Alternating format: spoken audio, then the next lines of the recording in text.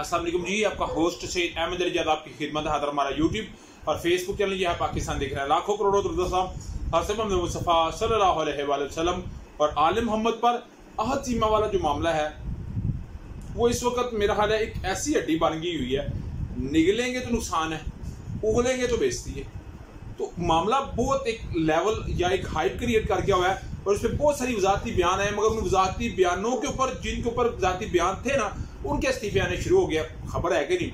उधर मुराद सईद साहब जो मेरा ख्याल है इमरान अहमद खान ने सबके बाद रुए रवा थे, फिर शेर अब्दुल मरवत ने वो जगह थोड़ी सी गैप क्लियर किया, मगर मुराद सईद का एक अपना ही चार में अपना लेवल है। आजम सुमाती साहब और अतर मुशवानी साहब तीनों के मतलब खबर है। साइबर केस के लिए एक लंबा छक्का है और मेरा ख्याल है परछे ही इसके उड़ गए।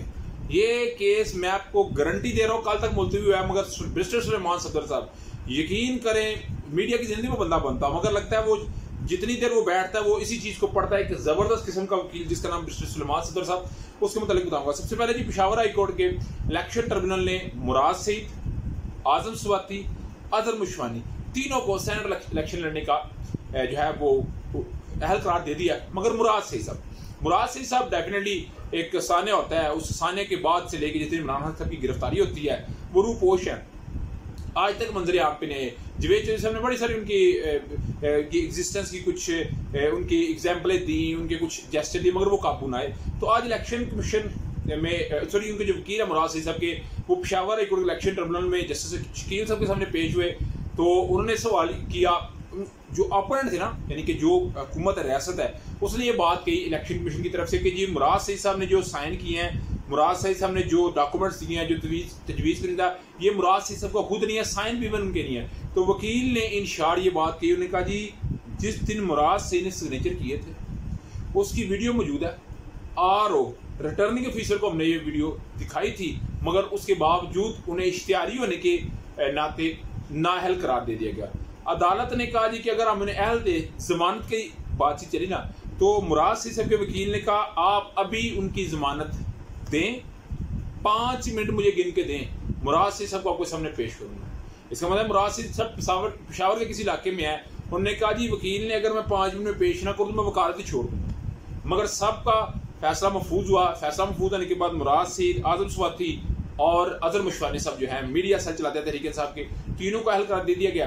तीनों सेनेट के अंदर आएंगे और डेफिनेटली क्योंकि इनका खैबर पख्तूनख्वा से वोट है, तो खैबर पख्तून में अगर इमरान खान का MP टूटते हैं तो समझे इमरान अहमद खान ने सबका अडयाला जेल में रहना किसी ना काम का है, फिर तो समझे तरीके साहब बढ़ गई।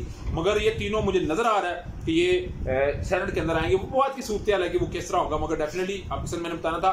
अहद चीमा साहब के मतलब मैंने आपको बताया एक जगीरदाराना निज़ाम उनका। तो अहद चीमा साहब का अपना भी एक बयान सामने आया, उन्होंने कहा जी मैं 3 साल से वहां पे सेटल था, किस तरह मैंने बच्चों की फीस माफी की बात कही। तो हालांकि HSN का एक मेरिट होता है, शहबाज शरीफ साहब के नवासों ने एडमिशन लेना था, HSN में एडमिशन नहीं मिला।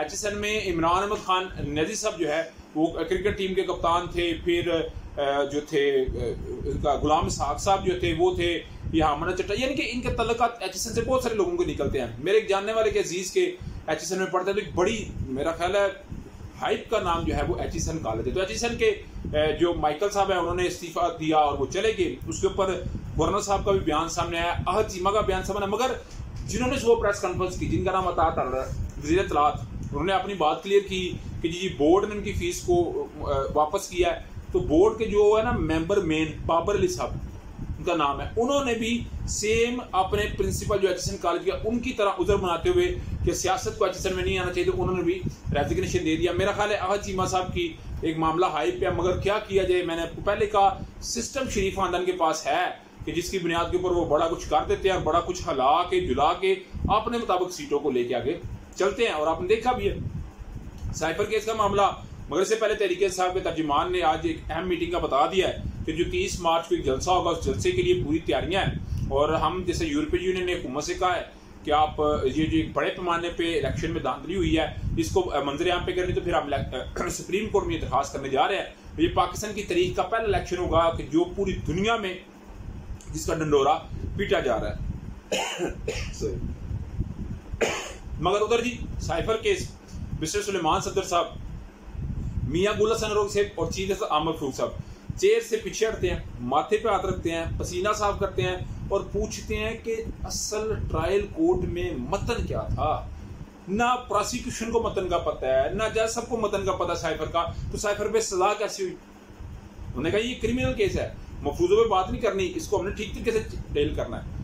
कल तक की समाअत मुलतवी करते हुए प्रोसिक्यूशन को ये बात की है कि प्रोसिक्यूशन अदालत ने कही है बगैर किसी शक व शुबा केस को क्लियर करेगा। क्लियर ना करने का हक फायदा मुलजमान यानी कि इमरान अहमद खान से हो जाएगा। मिस्टर सुलेमान सदर की तैयारी से मुझे लगता है कि इमरान अहमद खान से बहुत जल्द इस केस से निकलेंगे। आपके समझना मुझे लाजमी शेयर किया। नेक्स्ट होस्ट को इजाजत।